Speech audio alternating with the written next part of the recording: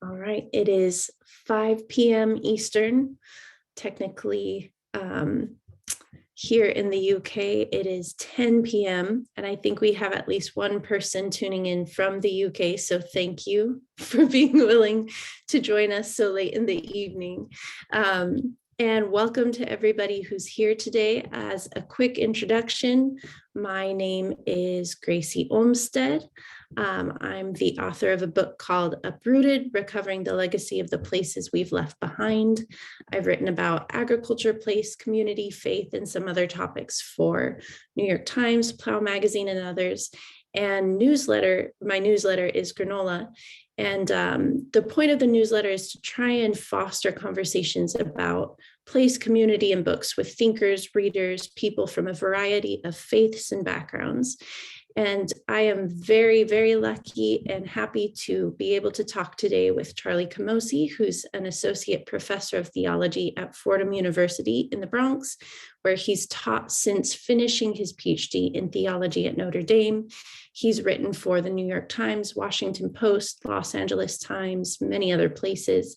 And he's the author of 6 books, including Too Expensive to Treat, Beyond the Abortion Wars, Resisting Throwaway Culture, and the book that we are going to be talking about today, Losing Our Dignity, How Secularized Medicine is Undermining Fundamental Human Equality.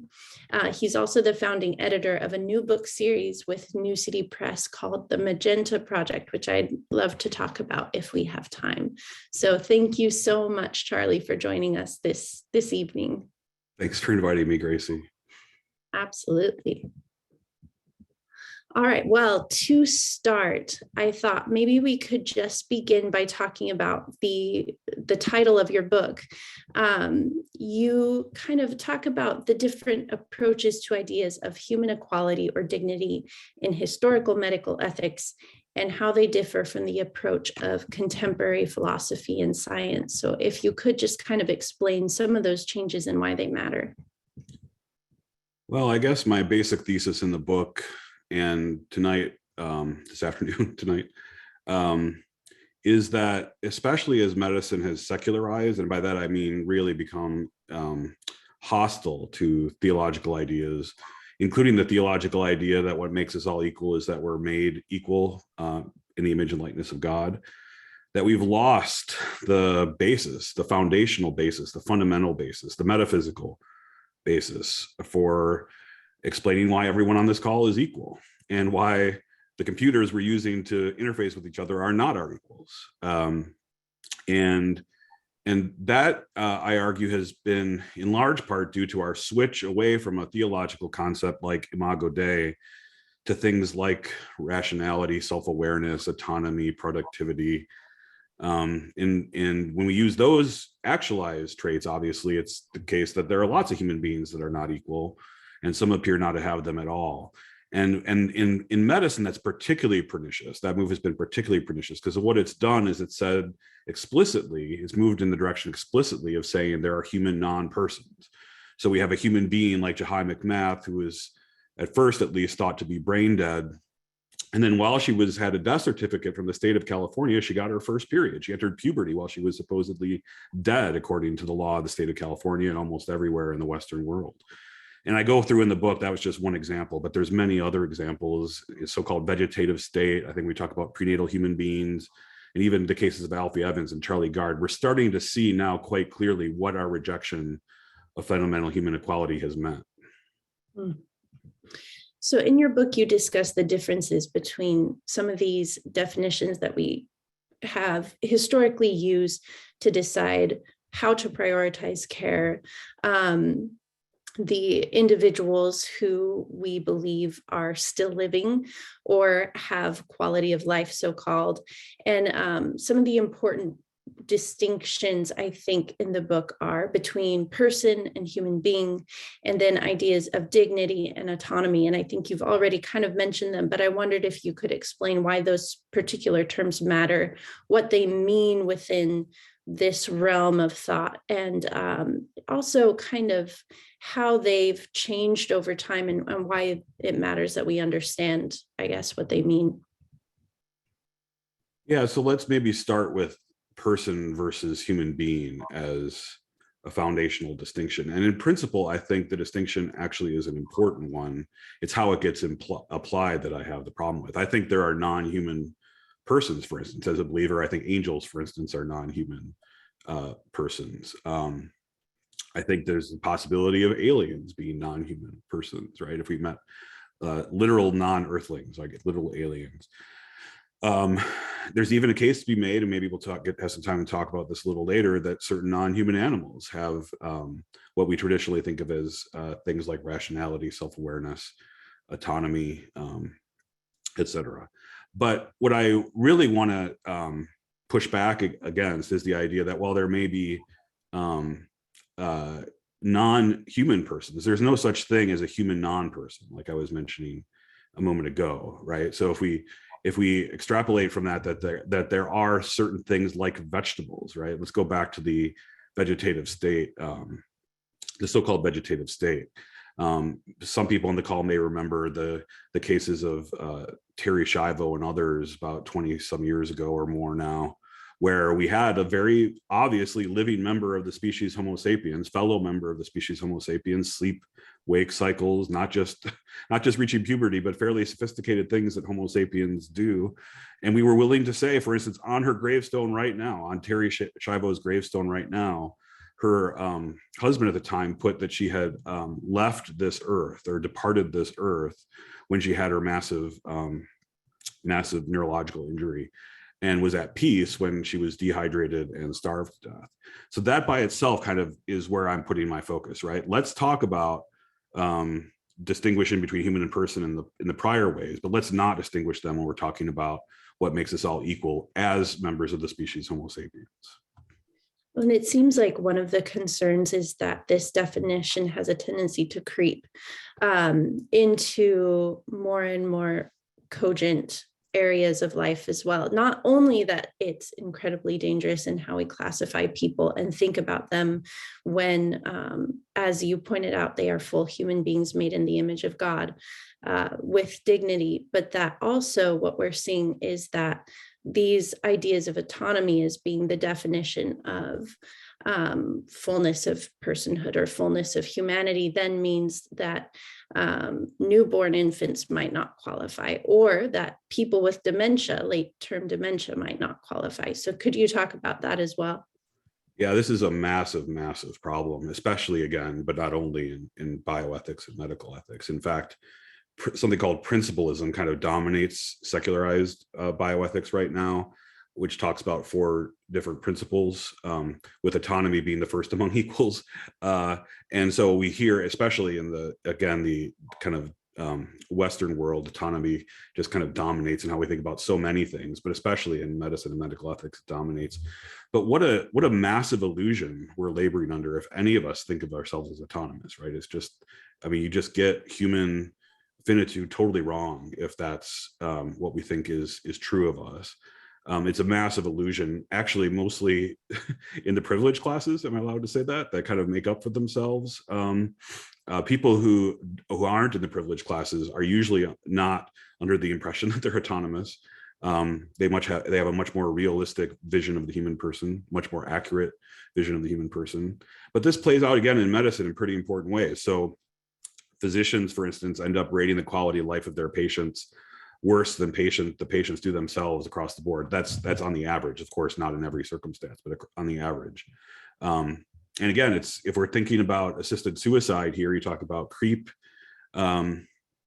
It's interesting, Oregon, the state of Oregon has had assisted suicide since the 90s here in the United States. And the number one reason why people request physician-assisted suicide in Oregon is because of their perceived loss of autonomy. And so you can imagine, like what I just said, that it's mostly, again, not all, but mostly people of fairly privileged backgrounds who request physician-assisted suicide because they imagine they had something, now they don't, and they consider themselves, their lives to not be worth living.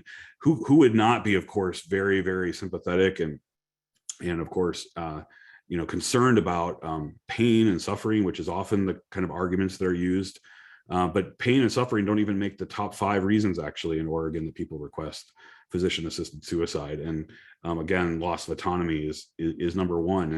And so I really think there's a real opportunity. This is another reason I wrote my last 2 books. Actually, was there's a real opportunity to think across difference here, across political and ideological difference, that maybe we can get into a bit later about. Well, what would it mean to kind of resist the pernicious effects of the way that we think of autonomy as being such a privileged category and how we think about lives that are worth living? Yeah, that was one of the quotes in your book that really stood out to me. You talked about how Western style medicine, as it's practiced today, suffers from the myth of autonomy and the individual as sovereign, but hides the fact that far from being sovereign subjects, we are very much at the mercy of social and philosophical power structures that shape our lives, which I think a lot of people would agree with and would testify to being true to some extent, myself included. One question I had, I'm very curious to get your thoughts. I think we will have a few different ways in which this book was very much part of the pandemic conversation, speaks to a lot of things we saw in the COVID-19 pandemic. One question I had was whether you think it has changed or will change anything surrounding autonomy, because there seemed to be widespread affirmation in public circles, at least at different points, to make sacrifices for the vulnerable, to emphasize the fact that we're not autonomous and that we needed to prioritize the care of fragile and vulnerable individuals. Now, I know in practice, especially when it comes to nursing homes, which I think we'll talk about, that didn't actually happen in a lot of cases. But that language I thought was really interesting, and I wondered if you had thoughts on that. Yeah, actually, to be honest, I've been wrestling with this myself because there seems to be so much evidence on multiple sides of this question, or how to answer this question. Because yes, on the one hand, it seems like we may have just kind of shut down society in defense of the vulnerable, and in particular the elderly vulnerable. But as time has gone on during the pandemic, there seems to be also evidence to suggest that calls that into question, right? Like you mentioned, at least in the United States, the kind of dumping of COVID positive patients from hospitals into nursing homes as if there were just this disposable population that we didn't really care about very much. And also as time has gone on, it seems like people were maybe more afraid about their own contracting COVID as opposed to others. But that's just kind of anecdotal. I don't know that we have a lot of good data on this. I think I know personally, anecdotally, there were people that really worked hard to prioritize their parents and grandparents in protecting and really wanted to visit them and chose not to.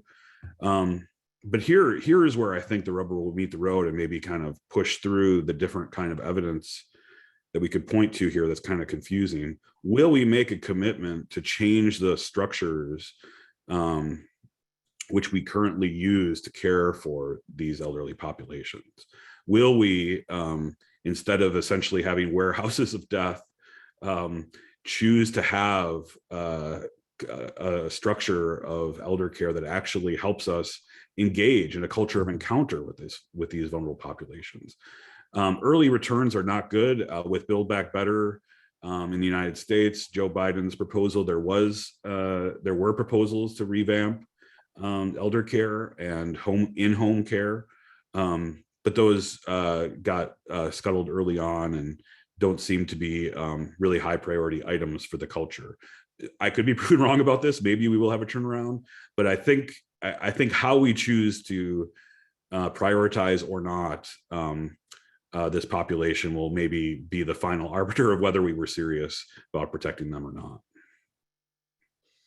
I know you did quite a bit of research, and then the New York Times and Politico have also done research into the crisis of care we saw in nursing homes and amongst the elderly during the pandemic, which is ongoing. I know I just saw NPR reported on a very big problem with the lack of nurses and nursing home employees to just keep a minimum of care where it should be. So this is obviously not a problem that's over, but I wondered, could you, for people who maybe haven't read about this, haven't understood it up until this point, what did we see in those years? How was it a problem that existed before the pandemic? What do you think we should do about it?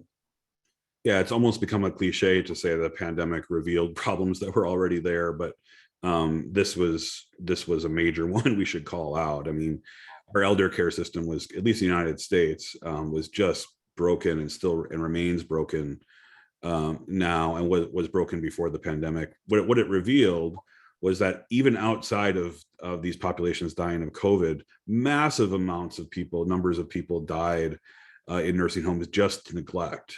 And you might think that that's because of COVID, and probably there was something about like not having nurses available, not having the typical kind of interactions.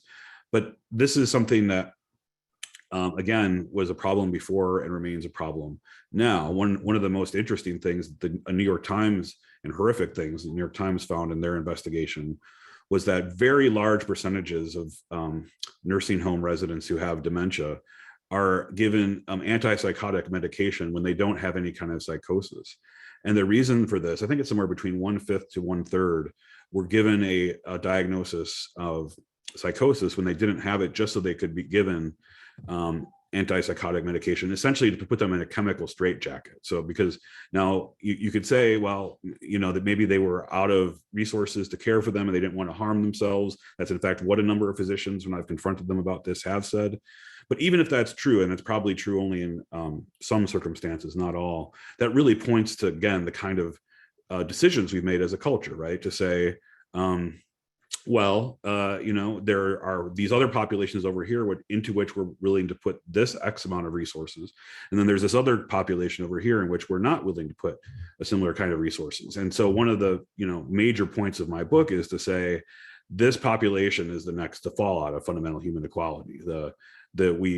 People who have later stage dementia, again, don't have rationality, self-awareness, autonomy, productivity, the same way that many of the people on the call probably have it. And so I think we're sliding towards, in fact, I'm totally convinced we're sliding towards yet another major population falling out of this circle of protection. You mentioned productivity there, and this is something you do talk about in the book, that these ways in which we kind of think of the good life or the full human life oftentimes revolve around ideas of productivity, utilitarian aspects of our existence as well. And so how is this book also responding to that idea of not just the human being as being autonomous or individualistic in some sense, but also as being productive, kind of investing our sense of worth in what we do because of our culture or our own kind of sense of self? Yeah, isn't it interesting that, especially in the consumerist West, I mean, we use this phrase, being a productive member of society, right? I used to, for the first, maybe, I don't know, 25, 30 years of my life, even I used the phrase without even really thinking much about what I was saying. But just upon further kind of just reflection on what it is we're actually saying when we say something like that, it just seems so obvious to me that Pope Francis is right, that when he calls our culture, our consumer culture, a throwaway culture, we kind of just assume everything fits into this model of buying and selling and discarding when not valuable, and even human beings can and do fit into this. And that's a major focus of my book as well. I spend a little bit of time focusing on the UK's single payer system, which uses quality adjusted life years quite a bit to think about how they allocate scarce resources as a way of pushing back against this kind of way of thinking about quality of life within a utilitarian framework. There aren't ways that qualities or QALYs, quality adjusted life years, can possibly capture the dignity of the human person. It's just this incommensurate good which doesn't fit into a kind of consumerist utilitarian calculation. If what we mean by the fundamental equality of all people is what I think you and I and perhaps others in this call mean by that, you can't do a utilitarian calculus simply doesn't work. Those goods are incommensurate. They can't be compared.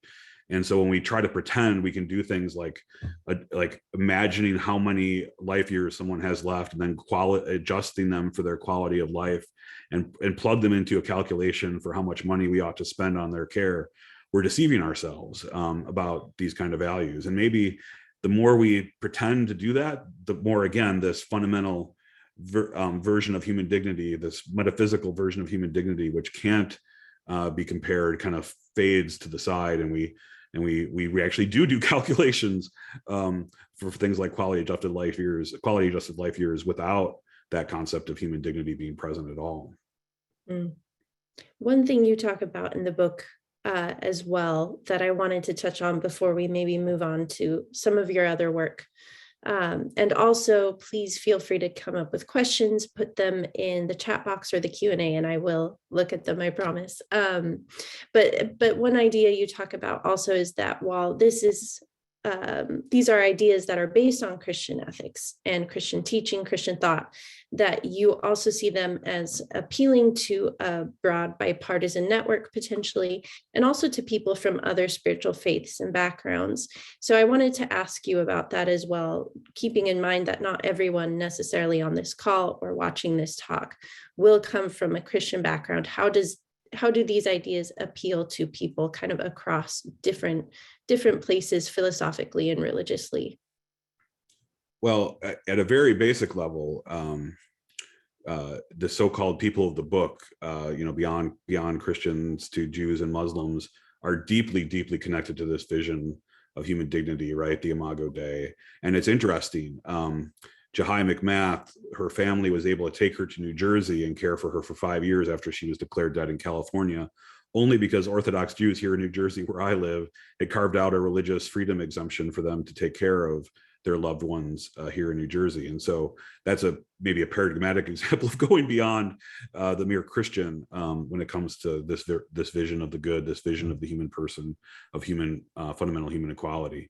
But even beyond that, I mean, any religious faith or secular ideology that, again, has this vision of human dignity, human equality that goes beyond a mere calculation, a utilitarian calculation that talks about metaphysical equality, should be able to get in on this. And we welcome, of course, a broad coalition of people, right and left, secular and religious, to push back against this pernicious trend. And one thing that I've been heartened by is the profound partnership that we have with disability rights groups who tend to think of themselves maybe as on the left or progressive, partnering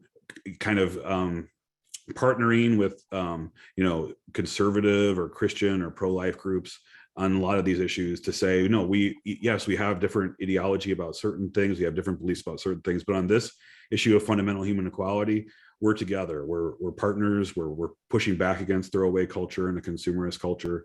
And especially, and I'll finish with this overly long answer with this, especially if we think about a broad coalition of what some call intersectional analysis, or people who think of themselves as doing intersectional analysis. If you add race to this question, it's so interesting. There's deep and profound skepticism about our end-of-life practices and about how we think about human beings and human equality, pushing back against this from communities of color, at least in the United States.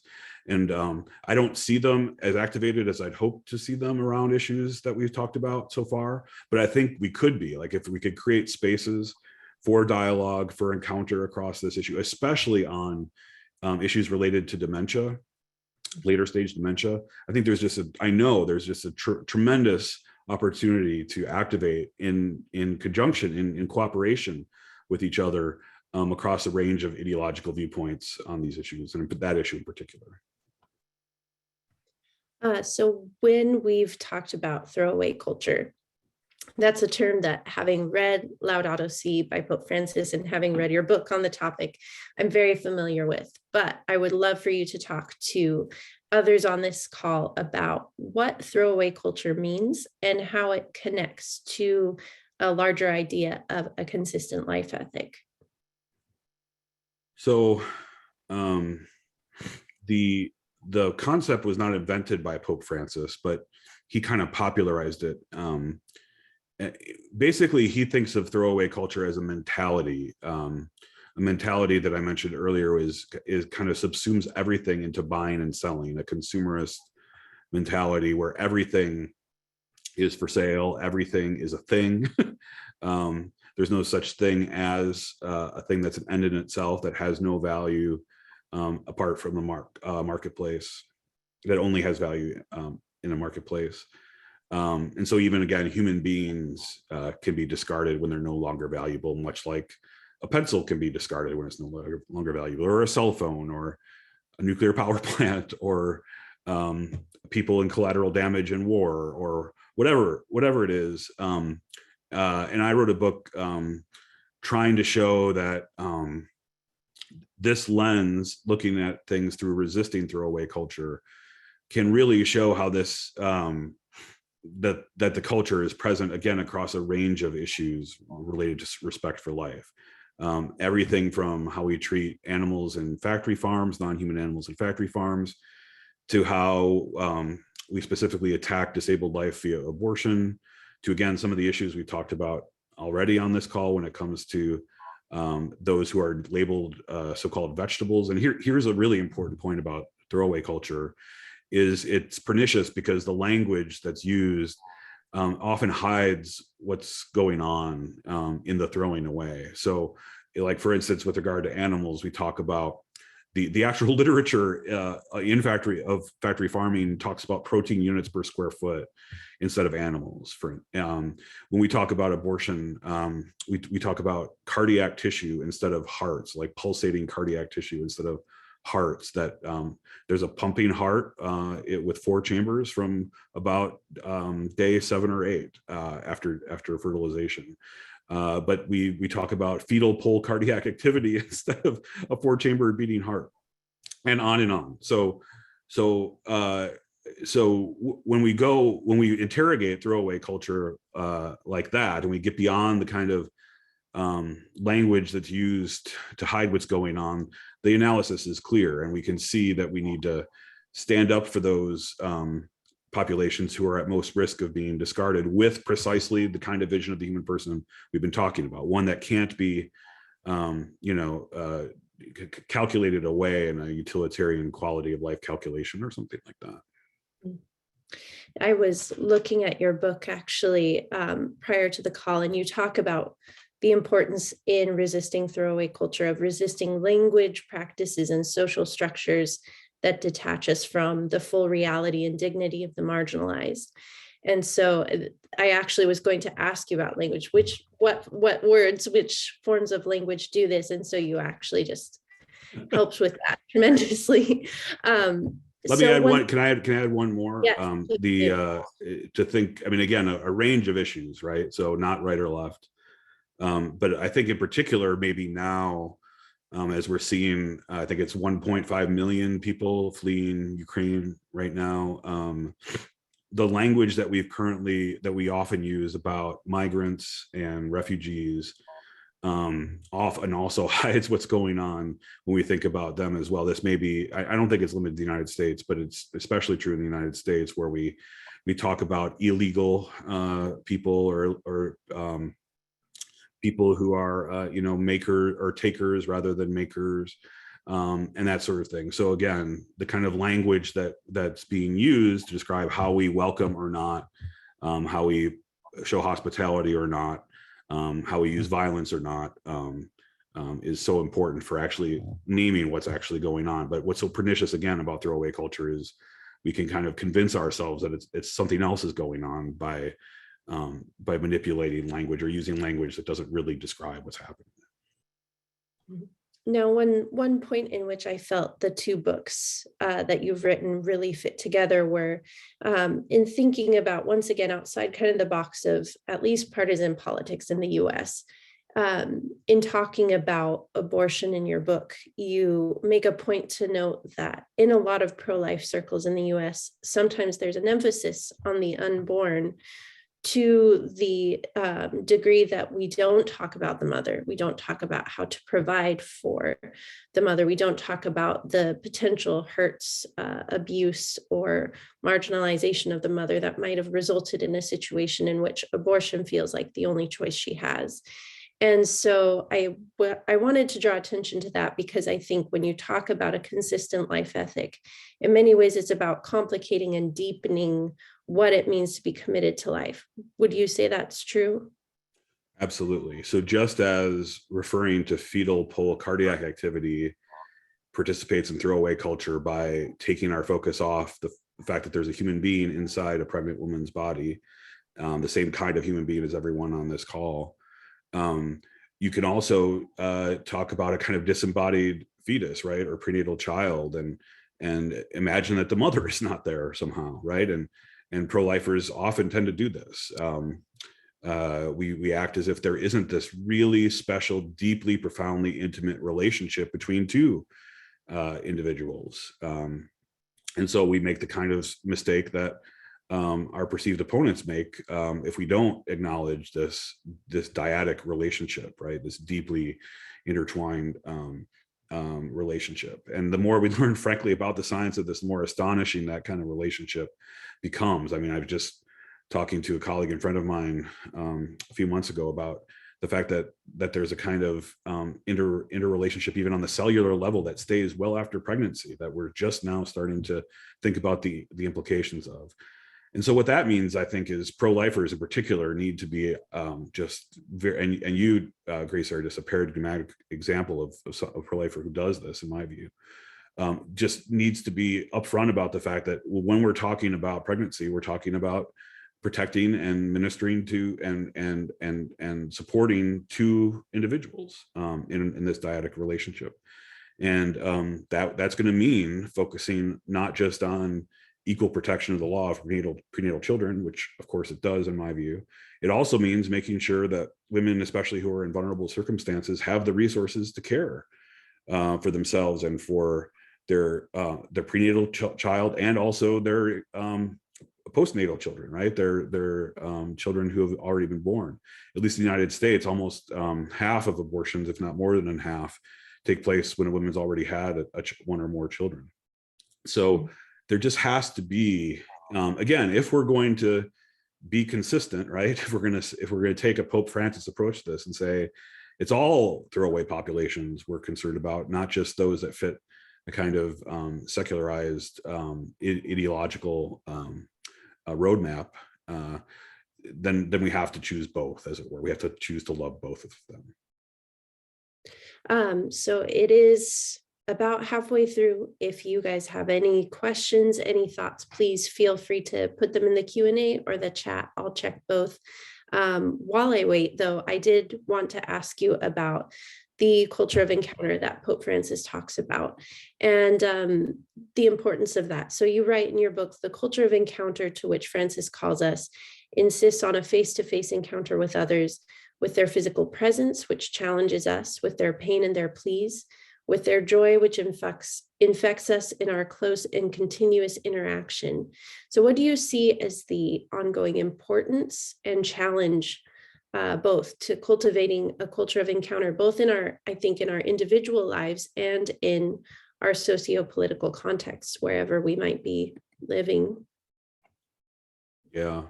I mean, I realize there's some irony in what I'm about to say, given that we're on a Zoom webinar at the moment. And you've written eloquently about this so often, so I feel almost embarrassed to talk about it. But the kind of emphasis on place, on local communities, on thick relationships, on meeting each other's needs across a range of issues and hierarchies. I mean, back to the pandemic kind of surfacing things that were already a problem. I mean, we were already desperately lonely people, desperately individualized people, desperately dependent on technology for our relationships, people, especially younger, but not only younger groups. But the pandemic has obviously exacerbated that in tremendous ways. But it's also highlighted just how important it was to people, right? When we've seen, we're still trying to sift through exactly what the data is on the effect the pandemic has had on people's mental health and physical health. But it seems, from all the things we've learned so far, absolutely profound.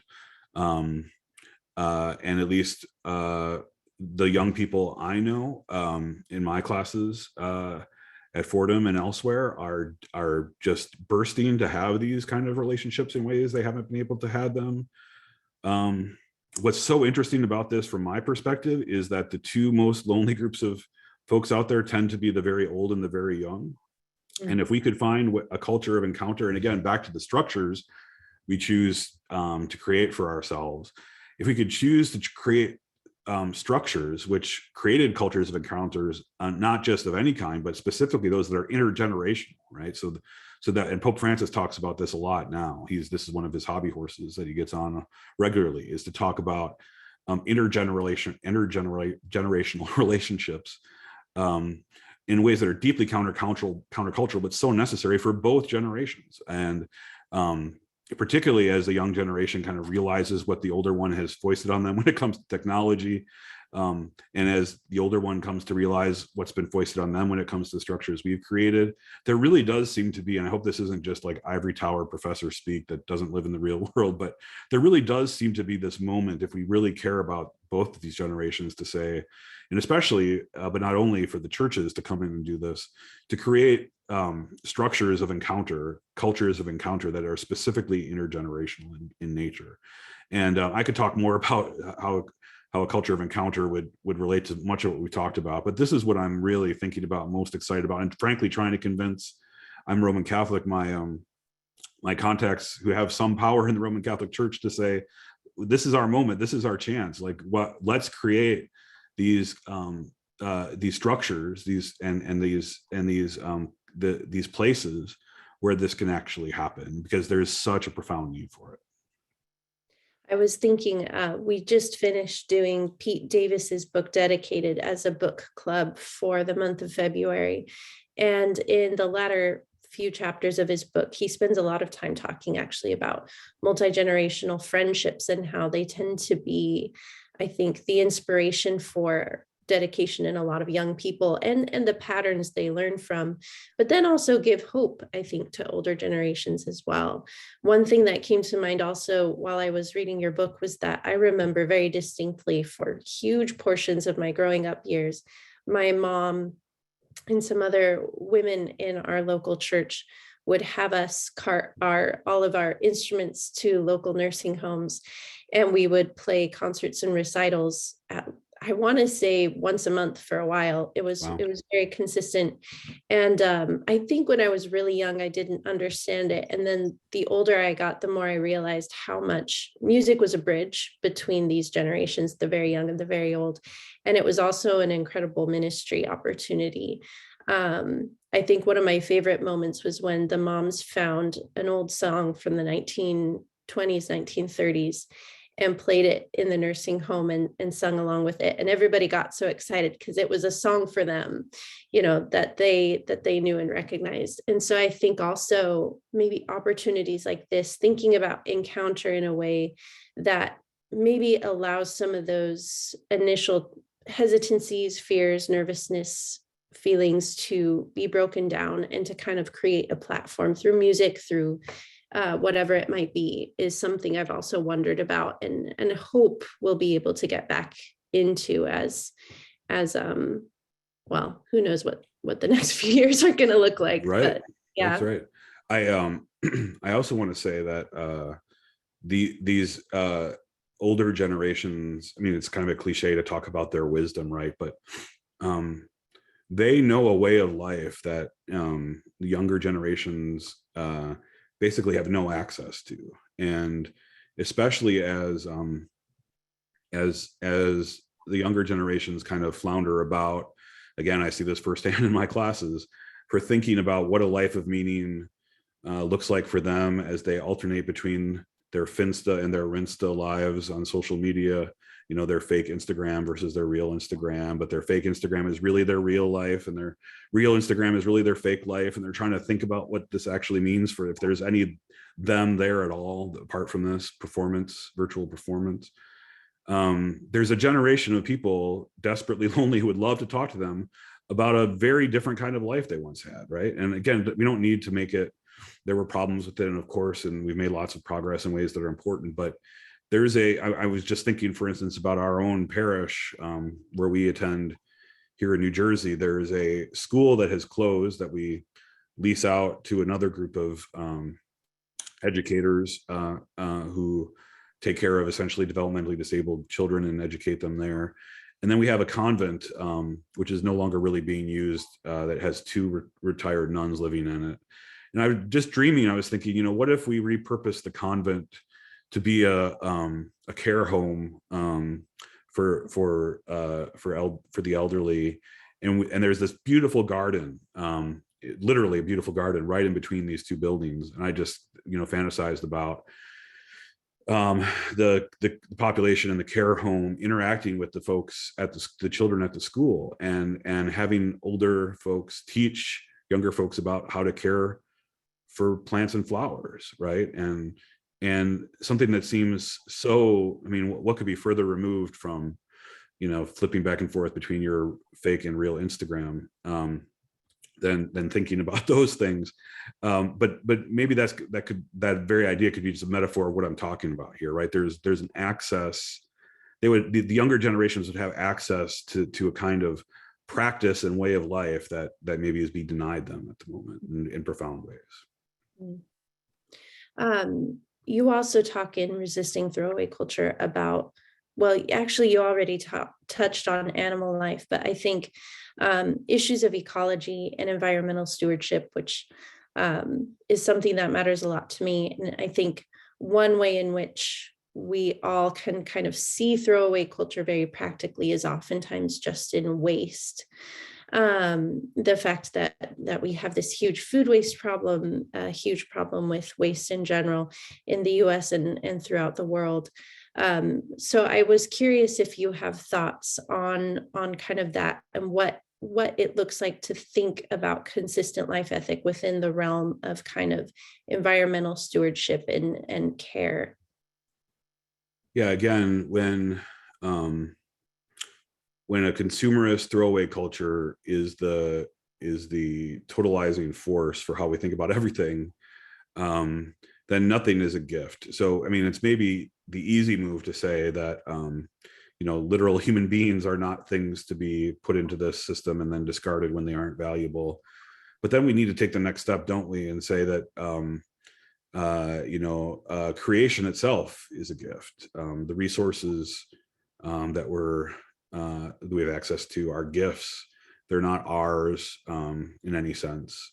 If anything, they're kind of, Catholic social teaching talks about it being essentially on a social mortgage for the common good, but ultimately belonging to God. And I really like that way of thinking about it. And if that's true, then we would think about the resources that we have access to in creation more broadly in a totally different way, right? We would not think about them as just, again, something to be used as a mere tool and then discarded without any implications about anything else, including talk about intergenerations, including about future generations. And so that would, you know, that would matter quite a bit for how we think about everything from paper towel to, again, factory farming and how we think about animals. I've done a lot of thinking about animals. I wrote a whole book just on Christian ethics and animals, and that's where I think maybe we can even make the, you know, if we need a bridge between human beings and paper towels, say, maybe it's to think about how we treat animals in factory farms, because at least, again, from my perspective as a teacher of young people, that's an issue that they can kind of look at and say, yeah, if we're talking about pigs being protein units per square foot, then we've made a category error, and we need to think, okay, what's going on in a culture that thinks about protein units per square foot, or even, you know, more closer to home, you know, pork, thinking of pigs as pork, or bacon rather than pigs. I'm a pescatarian, but I let my kids eat what they want, but they just have to deal with me speaking honestly about what they're doing. So, my son loves bacon. I say, Jonathan, if you want bacon, you can have it, but I'm going to ask you how your pig was. I'm not going to ask you how your bacon was, right? So again, how throwaway culture tends to use language sometimes, again, to hide what's actually happening. My son is very happy to eat bacon. He's not very happy to eat pig, which I think is interesting to think about. And then if we can make that move, then maybe we can also talk about the ways in which broader creation is also a gift from God, and not something to simply again fit into this utilitarian calculation and discarded when not valuable according to that calculation. Julian Baggini has a book called The Virtues of the Table that both that and I think Michael Pollan's book, The Omnivore's Dilemma, really, I think, grapple very seriously with this question of, if I'm going to eat meat, I need to do so with an understanding of what it ethically involves. So if others are interested in kind of thinking about that, and I'm very excited to read your book on animals because I haven't read that one yet. It's very short. I think it is really important to be asking serious questions about kind of the mental disconnect, the cognitive disconnect that we allow ourselves to do when we think about some of these issues around what we eat and how we treat animals, farm animals. Speaking though of kind of the reductive nature of things, I was very interested in how you talk about robotics and robotic care in back kind of to losing our dignity, because it's also an area of this that I think has some kind of broad bipartisan or potential coalition support. I read a book called Squeezed by Alyssa Court last year, and she actually talked about nurses being replaced with I believe there's an actual acronym for it, but robotic care in hospitals, especially hospitals that are very stretched. And she was very, very careful and critical, thinking about what happens when you replace human touch with a machine. And so you talk a lot in your book about this being a potential new thing in the realm of dementia care specifically. But I wondered if you could talk about the risks and perils of robotics being introduced, whether there are any upsides that we should also acknowledge, and kind of thinking about nurse work, other forms of caregiving work, and their dignity, and how that actually goes hand in hand with affirming the dignity of the people maybe that they're caring for. Yeah, so if we're already pretending and lying about diagnoses with this population, so we can give anywhere to a third to a fifth of them antipsychotic drugs to put them in a chemical straitjacket, we obviously already got a very serious problem. And the numbers of people with later stage dementia are going to double over the next 20 years. There doesn't seem to be a cure on the horizon. And so what I'm arguing in the book is that we have really basically three options, or four, I guess. We continue what we're doing now, which is, again, essentially put them in warehouse of death. We can go towards euthanasia, which some places are moving towards. Netherlands is already there. California is trying to get there. A few other places have this on the horizon. We could restore human dignity along the lines for which I'm arguing in the book, or we could move towards so-called robot care. And as your question implied, there are some good things robots could do. It's really hard, for instance, to move patients sometimes, to make sure, for instance, undergarments can get changed, or they don't get sores on one side of their body versus another side of their body. And this is one of the big problems actually for caring at home, which is something I think we ought to really move in the direction of doing in a much more dramatic way, for lots of reasons, including economic reasons. It's just dramatically cheaper to care for someone at home than it is even in a really bad congregate setting. But what does it mean? I mean, acknowledging that there are some good things robots could do, what does it mean to use the phrase even robot care at all? Like, or even talk about an algorithm being able to care for someone, or touch someone, right? I mean, a very, very pregnant idea there that I hadn't thought about, but I think is important too. I mean, I think here we can really, think about how language is being used in ways which hide what's going on again, right? If we can talk about an algorithm being to touch someone or care for someone, then we're really kidding ourselves about what's actually happening here, right? We can make ourselves feel better, perhaps, about what's happening. We can deceive ourselves into thinking that something is happening here when it's actually not. But that's how throwaway culture works, right? It convinces us that something else is happening than what's actually happening. And what's actually happening is we're denying the care that we think all human beings are owed just by the virtue of their being human beings. That no matter in what state we find ourselves, we ought to be given the same care as anybody else. Now that would change based on circumstances, of course, but we wouldn't say, again, the circumstances being that you don't count the same as us, which is how it's kind of going. So if it'll be very interesting to see what kind of populations get which kind of care, right? Or so-called care inverted commas, I guess. What sort of populations will get robots and what sort of populations will get the actual nurses, right? If we're talking about a nursing shortage. My next book is actually on bioethics for Christian nurses. So I've been thinking about this question a lot, especially with the nursing shortages that we're currently undergoing.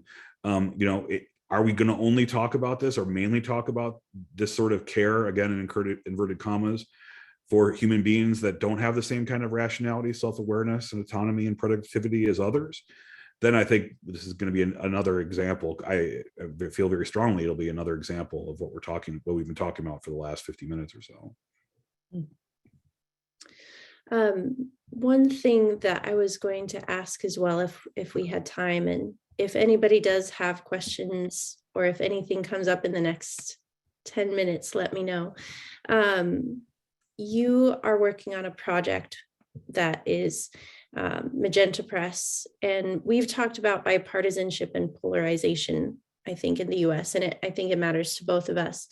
And so kind of switching topics slightly, but all of it still intersecting, because you actually write in Losing Dignity, we indeed all have ultimate concerns and transcendental values and must do our level best not to exclude anyone from public discourse simply because we don't like their point of view. So how do you think we can build coalitions, friendships, hospitality across the political aisle? And what are you currently doing and part of this effort? Well, in some ways, I've tried to make my career about this. I wrote a book, Peter Singer and Christian Ethics Beyond Polarization, as a way of my first post-dissertation project to signal that this is what I'm kind of making my career as a moral theologian and bioethicist about. But this Magenta series project that you pointed to here is really on my mind now. I'm the founding editor of the series. And the reason we picked magenta was it's a color that lands halfway between red and blue on the color wheel. I know those colors mean different things in a UK context they do in a US context, but basically it means the same thing, that it's a kind of blowing up of these categories as having any meaning at all. So magenta contains both colors, it lies between both colors. It's also a very bold color. I think a lot of times when people think about those who are resisting the left, right, liberal, conservative, progressive, secular, binary, they tend to think of people who are kind of milquetoast or weak sauce or not very bold. But one of the things I admired about your work for years now, Gracie, is that you're very magenta, I have to say. Your work is bold and your work is very, when you write in the pages of the New York Times, people pay attention because of its boldness. And we don't have, the people who are resisting this don't have to be milquetoast. We don't have to be middle of the road. We don't have to be trying to, appease people on multiple sides. We just have to offer a vision that really can bring in people across difference. And I think a traditional Christian ethic, I'm biased, of course, because that's what I have, is precisely this kind of vision. It doesn't fit into a liberal vision or a conservative vision or a progressive position or anything like that. And, we've been talking about this for the last hour, I'd say, what is the left or right position on, for instance, dementia care? There doesn't seem to be one, right? And so that's why I think that's such such an important place to start, because if we can find those issues that people who are committed to, various ideologies can find common ground on, then we can build from that. Okay, so like, what did we learn about, I mean, in a possible world where we did come together to say people with dementia matter the same as every other kind of human being, what is the operative vision of the human person here, and what would that mean for these other issues that we've been talking about? And again, maybe this is the kind of thing that only somebody who lives in an academic ivory tower could imagine happening, but I don't think so, because the students I run into, though they're very ideologically possessed in many ways, do find common ground on issues, specifically when it comes to disability and dementia, and even more often now, thinking about calling a human being a vegetable, they're much less comfortable with that than maybe even 10 or 15 years ago. So in the project, I'm trying to find authors and thinkers who kind of blow up that left, right, liberal, conservative binary and have a more magenta view. But again, not one that's kind of middle of the road, but one that's kind of bold and confident and able to have that culture of encounter, such that people from multiple sides can kind of come and coalesce around it, and at least find it interesting, even if they don't agree with everything that our authors argue for. And it seems like part of the language of culture of encounter, or something I've tried to talk about in the past, is intellectual hospitality. Also about kind of trying to build spaces in which we can respectfully disagree and find ways to still learn from each other, which is necessary with any sort of kind of conversation along these lines. But I've also noticed, just to reassure that it's not just ivory tower, I don't think, I think on a local level, if you're talking to people in your town, there are opportunities for this.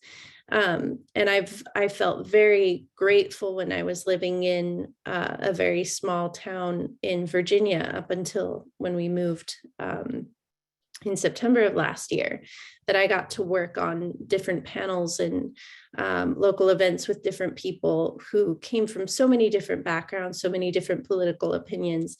And there were things we could all agree about, whether it was trying to get sidewalks put into our town, whether it was planting native plants, trees getting planted in and along the sidewalks and by the playground. So it is interesting. Those are such tiny things, but I think they begin to foster friendships and create that space, hopefully, in a way that's meaningful. Yeah, one of the most important forces that's exacerbating throwaway culture now, it seems to me anyway, are our virtual structures that really push against having those kind of culture, those kind of real encounters across difference. I mean, just the algorithms, I mean, it's talked to death now, but even the algorithms themselves are specifically pushing against anything remotely like that. And so again, those actual physical encounters where you encounter the physical presence, as Pope Francis talks about, if somebody can resist that in profound ways. And yeah, that's my experience too. In fact, it's almost the ivory tower where things are worse, right? You imagine in the ivory tower things, it's hard to imagine things being anything other than what they are in that kind of discourse. But once you move out of that and into the spaces of your local communities, it suddenly seems more possible, maybe. Yes. Well, this is a very kind of granola note to end on as well, in the sense that I feel like what the goal has been is to kind of create an online space that encourages people to not be online too much, in a very paradoxical fashion. We need people like you in this space. Well, I'm very, very grateful, because I think there's a lot of people within this community and outside of it who are doing very good work. And so thank you everyone also for coming. Thank you so much, Charlie, for taking the time and for answering all these questions. I'm sure there will be more in the days to come, but thank you again. And I hope that you all will check out Charlie's book. It's called Losing Our Dignity. Oh, thank you for coming, Tessa.